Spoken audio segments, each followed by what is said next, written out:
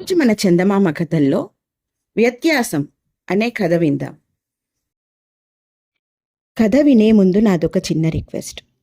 మీరు గనక మా ఛానల్ని మొదటిసారి చూస్తున్నట్లయితే ప్లీజ్ తప్పకుండా సబ్స్క్రైబ్ చేయండి. ఇక కథలోకి వద్దాం. చంద్రపీడుడు కాంచన నగరపు రాజు. ఆయన వద్ద ధవళముఖుడని ఒక సేవకుడు ఉండేవాడు. ధవళముఖుడు ఏ రోజు కూడా కొలువు నుండి నేరుగా ఇంటికి వచ్చేవాడు కాదు. ఎక్కడో ఒక చోట భోజనం చేసి తాంబూలం వేసుకొని బాగా పొద్దుపోయిన తర్వాత ఇల్లు చేరుకునేవాడు. ధవళముఖుడి భార్య ఒకరోజు తన భర్తను, మీరు ప్రతిరోజు ఎక్కడో భోజనం చేసి వస్తారు కదా, ఎవరు మీకు భోజనం పెడతారు, ఎందుకు పెడతారు అని అడిగింది. ధవళముఖుడు భార్యతో, నాకు ఇద్దరు మంచి స్నేహితులున్నారు. అందులో ఒకడు కళ్యాణవర్మ అనేవాడు. అతడు నాకు తన వద్ద ఉన్నది ఏది కావాలన్నా ఇస్తాడు. ఇక రెండోవాడు వీరబాహు అనేవాడు. అతడు నాకు ప్రాణ స్నేహితుడంటే అవసరమైతే నా ప్రాణానికి తన ప్రాణం అడ్డువేస్తాడు అన్నాడు. తన భర్తకు అంత గొప్ప స్నేహితులు ఉన్నారని విని ధవళముఖుడి భార్య చాలా సంతోషించింది. నాకు మీ మిత్రులను ఒకసారి చూపుతారా అని భర్తను అడిగింది.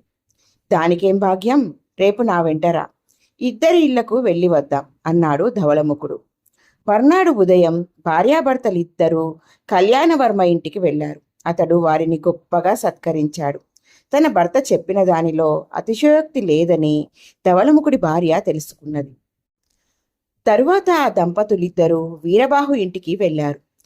చదరంగం ఆడుతున్న వీరబాహు ధవళముఖుడి కేసి ఒక్కసారి చూసి, ఏమోయ్ వచ్చావా, కూచో అని తిరిగి తన ఆటలో నిమగ్నుడయ్యాడు.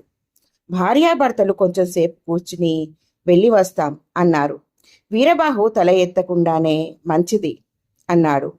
ధవళముఖుడితో భార్య, కళ్యాణవర్మ కన్నా వీరబాహు మీకు మంచి స్నేహితుడని చెప్పారు కదా, ఇతనికన్నా అతడే మనని ఎంతో ఆదరంగా చూశాడే అన్నది. వారిద్దరి మధ్య గల వ్యత్యాసం చూడాలంటే రేపు నువ్వు ఇద్దరి దగ్గరికి వెళ్ళి నా మీద రాజుగారికి ఆగ్రహం వచ్చిందని చెప్పు అన్నాడు ధవళముఖుడు భార్యతో.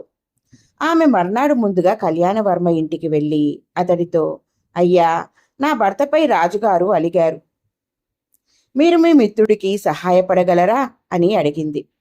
కళ్యాణవర్మ హడలిపోయి, అమ్మా, నేను వర్తకం చేసుకునేవాణ్ణి, రాజుగారిని ఎదిరించి నేనేం చేయగలను, నీ భర్త దేశం వదిలి పారిపోవడం మంచిది అన్నాడు. ధవళముఖుడి భార్య వీరబాహు ఇంటికి వెళ్ళి అతడితో కూడా అదే మాట చెప్పింది. ఈ మాట వింటూనే వీరబాహు డాలు కత్తి పట్టుకుని ఆమె వెంట బయలుదేరి వచ్చి ధవళముఖుడితో, మిత్రమా, నీ మీద రాజుకు కోపం తెప్పించిన తుచ్చుడెవడో చెప్పు, వెంటనే ఆ పాపాత్ముడిని హతమారుస్తాను అన్నాడు ఆవేశంతో. ధవళముఖుడు నవ్వుతూ, కూర్చోవోయ్, మంత్రిగారు రాజుగారిని నా పట్ల సుముఖుణ్ణి చేశారులే అన్నాడు. అతడు వెళ్ళిపోయాక ధవళముఖుడు భార్యతో, చూశావు కదా నా ఇద్దరు మిత్రులలో గల వ్యత్యాసం అన్నాడు. ధవళముఖుడి భార్య ఇద్దరు మిత్రులలో గల వ్యత్యాసానికి ఆశ్చర్యపోయింది. ఎలా ఉంది ఫ్రెండ్స్ ఈ కథ? బాగుంది కదూ? నచ్చిందా? అయితే లైక్ చేయండి. మీ బంధువులకు, స్నేహితులకు ఈ కథలను షేర్ చేయండి. మరిన్ని మంచి మంచి కథల కోసం మా ఛానల్ను తప్పకుండా సబ్స్క్రైబ్ చేయండి. మరొక మంచి కథతో మళ్ళీ కలుద్దాం. ఉంటాను మరి.